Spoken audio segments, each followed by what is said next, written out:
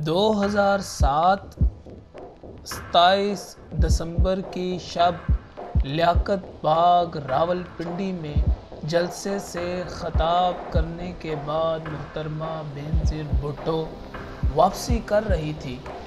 अभी उनकी गाड़ी लियाकत बाग के गेट की हदूद से बाहर भी ना निकली थी कि अचानक एक जानब से उन पर फैर खोल दिए गए। अभी सूरत हाल संभली भी ना थी कि एक ज़ोरदार धमाका हुआ, उनको करीबी सिविल अस्पताल में ले जाया गया जो अब मोहतरमा के नाम से मंसूब है, लेकिन वो ज़ख्मों की ताब ना लाते हुए सिर्फ 54 बरस की उम्र में अपने खालिक हकीकी से जा मिली। पीपल्स पार्टी के सीनियर रहनुमा रहमान मलिक का इस मौके पे कहना था कि मोहतरमा की गर्दन में गोली लगने से शहादत वाक़या हुई। मोहतरमा बेनज़ीर भुट्टो इस्लामी रियासतों में पहली खतून वज़ीर आज़म के साथ साथ इस्लामी दुनिया में सबसे कम उम्र तरीन मुंतखब रहनुमा भी थी। इतनी टैलेंटेड एंड करिस्मेटिक पॉलिटिशियन के खिलाफ क्या ये एक साजिश थी या फिर कोई हादसा? आज के प्रोग्राम में हम एक ऐसे ही शहर की तारीख बताने जा रहे हैं जिसे सियासी एतबार से खूनी सरजमीन भी कहा जाता है। ये बात किस हद तक दुरुस्त है, ये जानने के लिए हमें रावलपिंडी की तारीख को खंगालना होगा। मैं हूँ मोहम्मद काशिफ जवेद और आप देख रहे हैं प्रोग्राम सिटीज़ ऑफ पाकिस्तान की किस्त नंबर 3।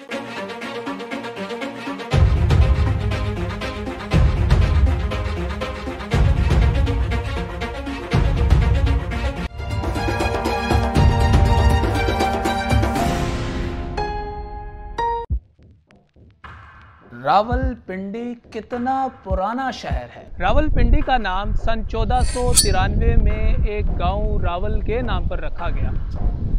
इसे पिंडी के नाम से भी जाना जाता है। माहिरीन आसार कदीमा इस बात पर यकीन रखते हैं कि सतह मुर्तफ़ा पर वाक़या ये शहर आज से तकरीबन 3000 साल कदीम है।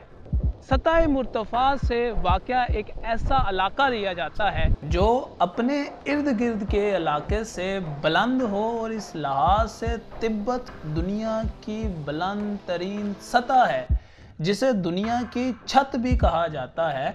रावलपिंडी की सरजमीन से मिलने वाला मादा इस बात को वाज़िया करता है कि दौर कदीम में यहाँ बुत परस्त बसते थे, और इस बात का अंदाज़ा आप यहाँ से भी लगा सकते हैं कि रावलपिंडी के बिल्कुल पड़ोस पर वाक़या शहर टेक्सला मौजूद है, जो एक कदीम तरीन शहर है।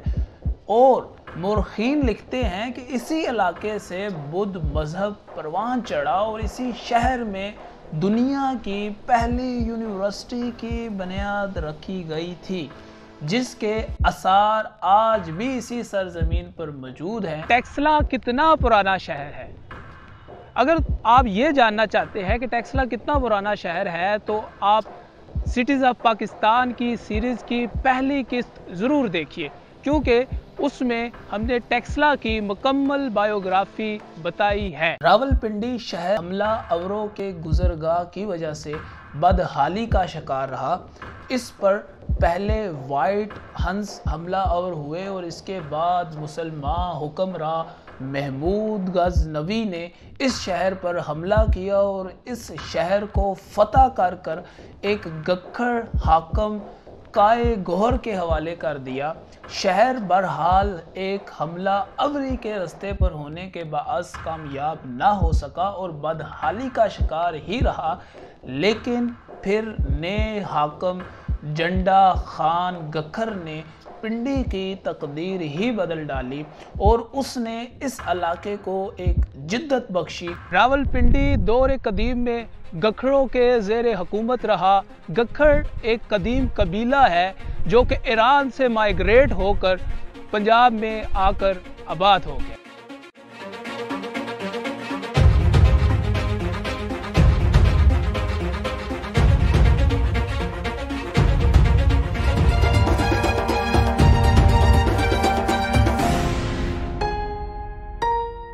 गक्खड़ बड़ा ही जंगजू कबीला था, लेकिन अब ये लोग रफ्ता रफ्ता जंगजू छोड़कर जागीरदार बन चुके हैं। रावलपिंडी पर आखिरी गक्खड़ हुक्मरान मुकर्रम खान को सरदार गुज्जर सिंह बांगी के हाथों 1765 में शिकस्त वाक़या हुई। सरदार गुज्जर सिंह बंगी इन तीनों फातेदानों में से एक थे जिन्होंने राजा रंजीत सिंह के कब्ज़े से कबल 30 साल तक लाहौर पर अपनी हुक्मरानी का सिक्का चलाया। सरदार गुज्जर सिंह बंगी ने दूसरे इलाकों के ताजरों को रावलपिंडी में आकर रहने की दावत दी। यूं रावलपिंडी नुमाया हुआ और तजारत के लिए बेहतरीन इलाका साबित होकर उभरा। सरदार ने गुजरात को अपना सदर मकाम और रावलपिंडी को अपनी फ़ौज के हेडक्वार्टर के तौर पर भी इस्तेमाल किया। फिर अंग्रेज़ों ने 1849 में सिखों के रावलपिंडी में अपनाए गए पेशे की परवरी करते हुए रावलपिंडी को 1851 में मुस्तकिल तौर पर अंग्रेज़ फ़ौज का किला बना दिया। और फिर 1947 14 अगस्त को जब मुल्क पाकिस्तान को गुलामी की जंजीरों से आज़ादी मिली, तो उस वक्त भी पाकिस्तान आर्मी को हेडक्वार्टर के तौर पर रावलपिंडी शहर को ही पसंद किया गया। तारीख के साथ साथ डिफेंस के तौर पर भी ये शहर पाकिस्तान के लिए बहुत ज़्यादा अहमियत का हामिल है। पाकिस्तान के 7वें chief of army staff general Tikka Khan का ताल्लुक भी रावलपिंडी से है, जो 1972 से 1976 तक अफवाज पाकिस्तान के सरबराह रहे और 1965 की जंग में दुश्मनों के छक्के छुड़ाने वाला जनरल टिक्का खान को 1965 की जंग में दुश्मनों के लिए एक खौफ की लामत समझा जाता था। काबिले दीदे मकामाते रावलपिंडी। अगर आप रावलपिंडी आए तो इन मकामात की दीद ज़रूर कीजिए। रावलपिंडी को अगर पार्कों का शहर कहा जाए तो कुछ गलत ना होगा, क्योंकि सैर व तफरी के लिए रावलपिंडी में बहुत सी पार्क मौजूद हैं। अयूब पार्क पाकिस्तान की तश्कील से पहले कायम किया गया था और इसका रकबा 2300 एकड़ पर महीत है और ये एशिया का सबसे बड़ा पार्क है। इसके अलावा जना पार्क, शहबाज शरीफ पार्क, लियाकत बाग, जंगल वर्ल्ड आर्मी म्यूज़ियम जैसे पाकिस्तान के मशहूर तरीन पार्क भी रावलपिंडी की सरजमीन पर वाक़या है। अगर यहाँ हिस्ट्रिकल प्लेसेस की बात करें तो जनाब रवात फोर्ट किसी तारीफ़ का मोहताज नहीं। ये रावलपिंडी से सिर्फ 15 किलोमीटर की मसाफत पर वाक़या है।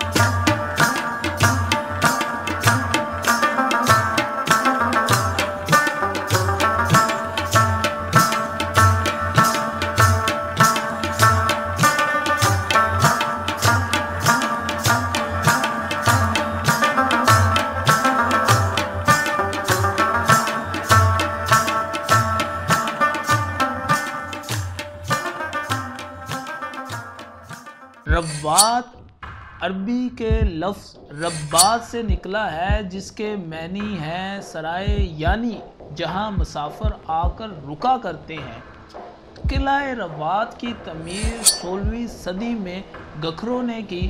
इस किले की तारीख़ी अहमियत इसलिए भी बहुत ज़्यादा अहम है कि यहाँ शेर शाह सूरी और सुल्तान सारंग की फ़ौजें आपस में टकराई आपको यहाँ ये बताते जाएं कि सुल्तान सारंग का शेर शाह सूरी को ना तस्लीम करना जंग की शक्ल अख्तियार कर गया, जिसके नतीजे में सुल्तान सारंग अपने 16 बेटों समेत मारा गया और फिर सुल्तान सारंग और उनके बेटों की तदफीन इसी किले में की गई। दलील से दलाइल और दलाइल से पिंडी के अगर हकाइक की बात की जाए तो सियासी एतबार से ये सरजमीन बड़ी कातिल रही है।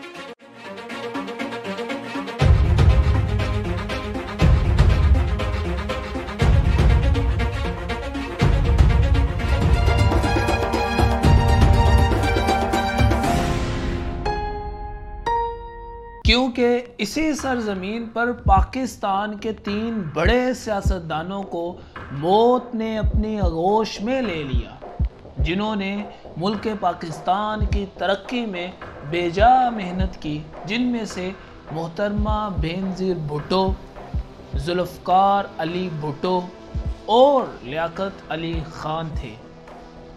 16 अक्टूबर सन 1951 में लियाकत अली खान कंपनी बाग रावलपिंडी में मुस्लिम लीग के जलसे से खिताब करने के लिए स्टेज पर आए। जलसे के शुरा में खड़े सैयद अकबर नामी शख्स ने वज़ीर आज़म पर गोली चला दी।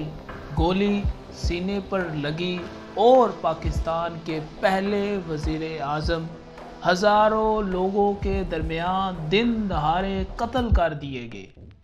कहा जाता है कि लियाकत अली खान के आखिरी अल्फाज थे, अल्लाह पाकिस्तान की हिफाजत कर। और फिर 1979 4 अप्रैल को भुट्टो को रावलपिंडी डिस्ट्रिक्ट जेल में फांसी पर लटका दिया गया। और जुल्म की इंतहा ये थी कि फांसी से कबल मुलाकात में बेटी को बाप के गले भी ना लगने दी और फांसी के बाद किसी रिश्तेदार को आखिरी दीदार तक नहीं करने दिया।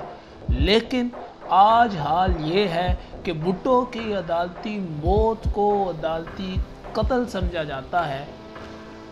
लियाकत बाग ने वो वक्त भी देखा कि जब इसी बेटी को लियाकत बाग के गेट के पास किसी नामालूम इफराद ने फैर करके शहीद कर दिया गया। और इस वाक़े के बाद कुछ सियासी जमातों का कहना था कि ये एक हादसा था और कुछ का कहना था कि ये एक साजिश थी।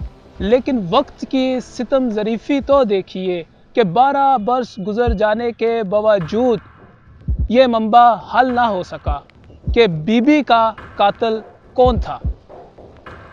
इस मामले में आपकी क्या राय है, हमें नीचे कमेंट्स बॉक्स में ज़रूर बताइएगा।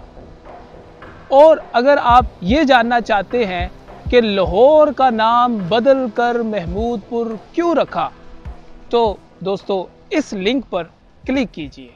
शुक्रिया।